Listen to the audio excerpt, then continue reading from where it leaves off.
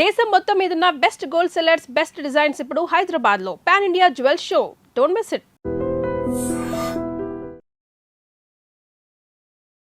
మీ ఇంట్లో ఉన్న వాళ్ళు సూపర్ హీరోస్ అవుతారు, లేకుంటే మీరు ఎంత సక్సెస్ ఉందో ఆ ఇంటికి అంతే పేరుంది కాబట్టి అనేది ఉంది కదా.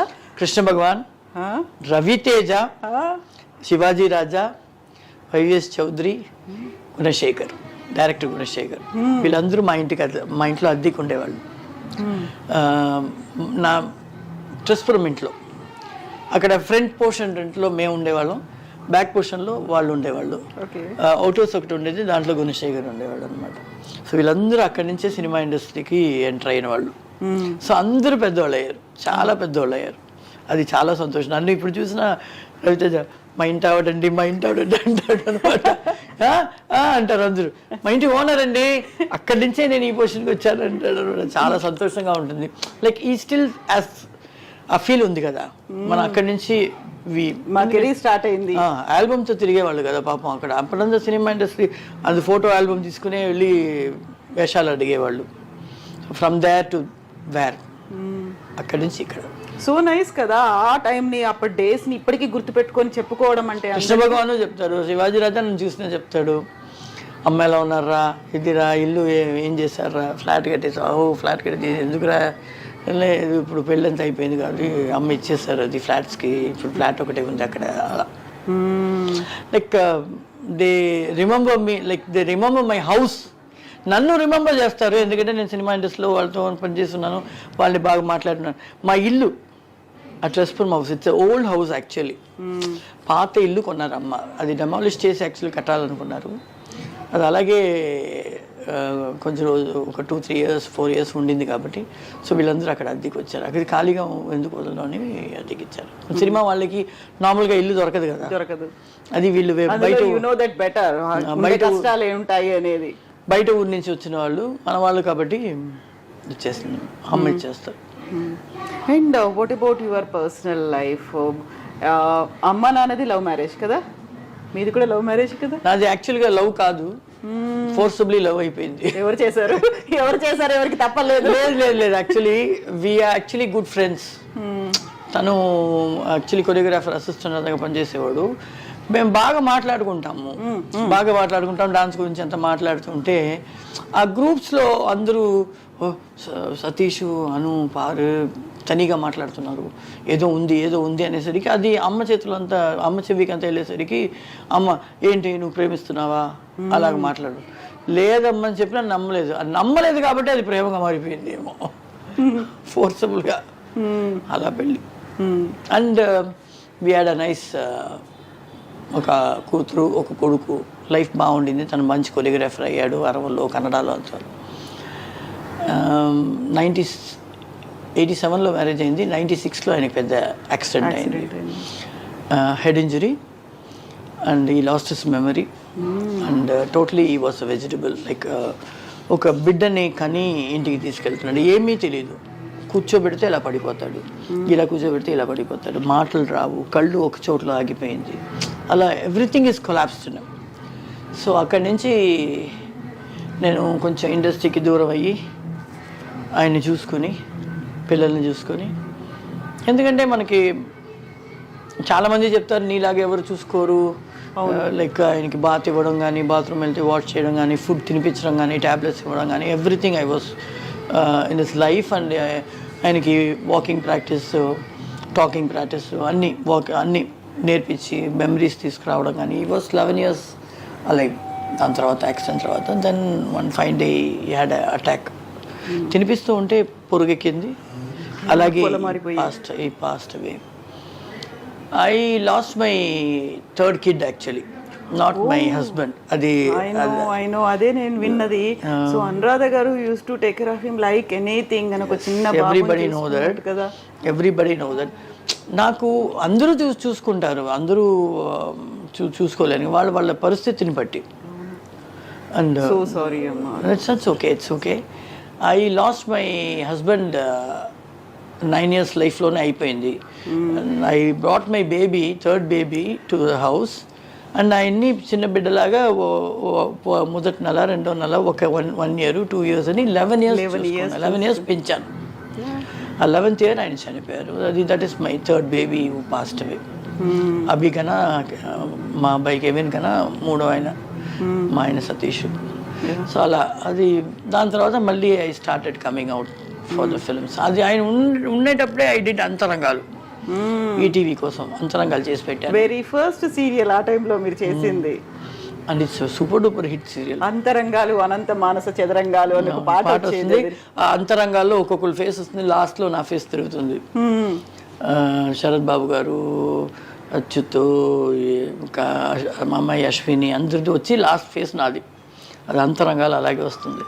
అది ఆయన ఉండేటప్పుడే ఆయన్ని తీసుకుని వెళ్ళి కూర్చోబెట్టి ఇలాగ రూమ్లో నేను షూటింగ్ చేసి షార్ట్ గ్యాప్లో వచ్చి కూర్చుంటాను అనమాట. ఆయన ఎవరితో యాక్సిడెంట్ తర్వాత వాడికి అమ్మనే నేను. అవును, అమ్మ వెతుకుతున్నట్టే వెతుకుతాడు. పెళ్ళాము పిల్లలు అనేది అంతా ఏమి తెలియదు వాడికి. మీకోసం మిస్సింగ్ ఆ టైంలో మీరు ఎక్కడికి వెళ్ళారు అనేది ఎదురు చూస్తూ ఉండేవాళ్ళు అలా. సో అందుకే చెప్పాను నా బిడ్డనే చూస్ చేశాను, థర్డ్ బిడ్డని. సో దాని తర్వాత మళ్ళీ మై లైఫ్ ఇస్ యాక్చువల్లీ నాకు పెద్ద ట్రాజడీ రెండు బ్యాక్ టు బ్యాక్. ఏంటంటే ఈయన యాక్సిడెంట్, మా ఆయన యాక్సిడెంట్. మా అమ్మనే నాకు బ్యాక్ బోను అన్నీ. మా అమ్మ ఉంటే నాకు అస్సలు దేని గురించి పట్టించుకోను, బెంగలేదు, ఏమీ లేదు. ఆవిడ కరెక్ట్గా ఈయనకి యాక్సిడెంట్ అయ్యి 3rd month స్టార్ట్ అయ్యే రోజు ఆవిడకి హార్ట్ అటాక్ వచ్చి కొలాప్స్ అయింది. So back to back I had 2 incidents within 3 months. And you have to take care of small kids, ఇద్దరిని చూసుకోవాలి. అబ్బాయికి 7-8 years, అబ్బాయికి 5-6 years ఉంటుంది. ఆయనకి యాక్సిడెంట్ అయినప్పుడు అమ్మ లేదు, తమ్ముడు యుఎస్లో సెటిల్ అయ్యాడు. సో ఇంకా ఉన్నది 3 పిల్లలు, వీళ్ళని చూసుకోవాలి. నాకు నేను సంపాదించాను కాబట్టి, బాగా ఉండింది కాబట్టి I was ఇంట్లో కూర్చున్నా, I was able to take care of everything. అలాగే సంపాదన లేని వాళ్ళు ఎలా చూసుకుంటారు? Even though they love their husband, చాలా లవ్ చేసినా కూడా చూసుకోవడానికి అని కొంతమందికి కొన్ని ఇష్టపడితే చేయడానికి, కొన్ని ఇష్టపడవు. స్నానం చేయడం కానీ, బాత్రూమ్ అంటే కడగడం కానీ, అదంతా నాకు అది ఇదే లేదు. అన్ని ఫుల్ నేనే చూసుకున్నాను. నిల్చునే బాత్రూమ్ వెళ్ళిపోతారు, తెలియదు ఆయనకి, చెప్పడం కూడా తెలియదు. సో అదంతా దట్స్ వై ఈ thought that I miss mother. అవును కదా. ఫుడ్ తినిపించడం కానీ, ట్యాబ్లెట్స్ అలాగే ఇస్తే పురుగు ఎక్కిపోతుంది అనేసి కుట్ని పెట్టి దాన్ని నూరి దాన్ని వాటర్ కలిపి అలా స్పూన్లో తీసి అది ఇచ్చి మళ్ళీ వాటర్ ఇస్తాం, అది కరగబెట్టి. అలాగంతా ఒక 11 years I spend my total life on him to bring him back. So 70% పైన వచ్చారు, మెమరీ కూడా వచ్చింది. దాని తర్వాత ఈ సడన్లీ మాట్లాడేవాళ్ళ ఆ టైంలో పిల్లలు ఇద్దరిని ఒక 3 years తర్వాతే కొంచెం గుర్తుపెట్టారు. నేను బాత్రూమ్ వెళ్ళిపోతే అక్కడికి వచ్చి నిల్చుంటాడు, బెడ్షీట్ ఇలా వేసుకొని. చిన్నపిల్లలు పడుకుని లేచేటప్పుడు నేను ఇక్కడ లేకపోతే కనిపించకపోతే ఐ ఫేస్. నేను తొందరగా ఏడవను, దేనికి తొందరగా బాధపడను. వచ్చిందా సరే ఫేస్ చేద్దాం, లెటస్ ఫేస్. ఆ ఫేసింగ్లోనే ఒక ధైర్యం, ఇంకా బోల్డ్నెస్ వస్తుంది. ఎగ్జాక్ట్లీ. ఇంకా ఫ్రస్ట్రేషన్ ఏదైనా వచ్చింది, సింగిల్ మదర్గా 3 పిల్లల్ని పెంచుతాను మా ఆయనతో కలిపి. ఎగ్జాక్ట్లీ, అవును. ఆ టైంలో ఇంకా కోపం వస్తే ఉన్నాడు కదా దేవుడిని, ఆయన ఏమైనా అనవచ్చు కదా. అలాగే డెవలప్ అయిందా? ఎంతో గొడవ, ఆయనతో గొడవ పెట్టుకోవచ్చు. యాక్చువల్లీ ఆయన యాక్సిడెంట్ అయినప్పుడు ఏదో అక్కడ ఒక అమ్మోరు గుడి ఉంటే తాళి ముక్కుని వేసేసేమ్మా, అమ్మోరు కాపాడతారు అని చెప్పారు. ఎందుకంటే 48 hours, మళ్ళీ 48 hours అంతా క్రిటికల్లోనే పెట్టారు అపోలోలో. సో అప్పుడు తాళిబొట్టు మన చైన్ తీసి పెట్టేసి తాళిబొట్టు మాత్రం అమ్మోరికి వేసేసాను ఇక్కడ చెన్నైలో. ఏం మొక్కునంటే తిరుపతి నేను వచ్చి పెళ్లి చేసుకుని మళ్ళీ తాళి వేసుకుంటాను, ఆయన కాపాడు అని. ఆయన కాపాడాడు. కానీ మాకు ఆయన కోమాలో ఉండేటప్పుడు ఎలా బయటకు వస్తాడో తెలీదు, నార్మల్గా వచ్చేస్తాడు అనుకున్నాం. ఆయన వచ్చినప్పుడు బిడ్డలా వచ్చాడు. 11 years అలా చూసుకుని ఆ 11th year వెళ్ళి ఆయన చావడానికి 1 week ముందే ఆయన్ని తీసుకెళ్ళి కళ్యాణం చేయించి దేవుడికి తాళిబొట్టు పెట్టి అక్కడ వేసుకున్నాను. వచ్చి 1 వారం కూడా నాకు నిలవలేదు. 11 years అలాగే ఉన్నారు మీరు. ఆయన తర్వాత వెళ్ళారు, he's going to come back, చాలా స్ట్రాంగ్ గా వస్తున్నాడు. 75% పైన వచ్చేసాడు కదా, ఇంకేం ఉంటాడు మనకు తోడు అయిపోయాడు మళ్ళీ అని అనుకుంటే ఇటు కెమ్ బ్యాక్. మేబీ నువ్వు తీయాలి, ఆయన వెళ్ళిపోతున్నాడు, నువ్వు అది వేసుకుని తీయాలి అని కూడా నన్ను పిలిపించి అది చేయించాడో ఏమో తెలీదు.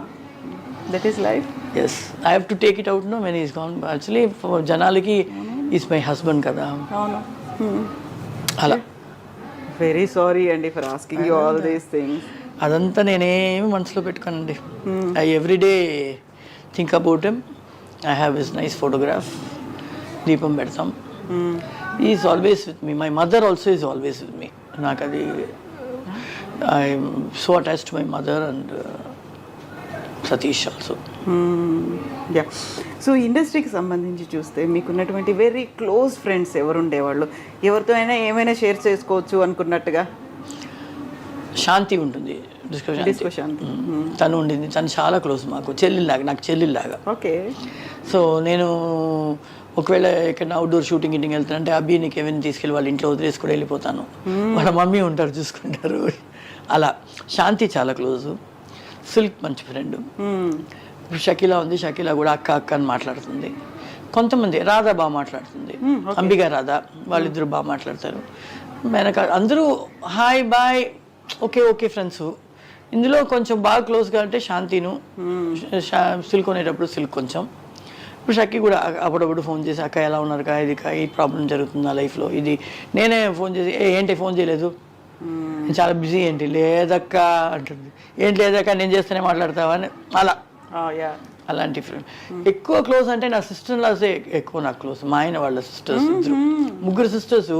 పెద్దక్క వయసులో బాగా పెద్దది కాబట్టి తనతో ముగ్గురు పెద్దగా మిగతా ఇద్దరు వచ్చేసి రావే పోవే ఏంటి ఎవ్రీడే వీడియో కాలింగ్, ఒక గ్రూప్ ఫామ్ చేసుకుని మా ఇంట్లో ఇవ్వంట, నేను ఇక్కడ షూటింగ్లో ఉన్నా, ఇలా మాట్లాడుకుని. Okay, like that. That's great. ఇక్కడ సిల్క్ స్మిత గారు సడన్గా సూసైడ్ చేసుకున్నారా, ఎలా చనిపోయారో తెలియదు. డిస్కో శాంతి గారికి శ్రీహరి గారు కూడా అలాగే పోయారు. కొన్ని సాడ్ స్టోరీస్ అనేవి ఉంటాయి కదా. మాకే చాలా సాడ్ స్టోరీస్ ఎందుకు వస్తున్నాయో తెలియట్లేదు.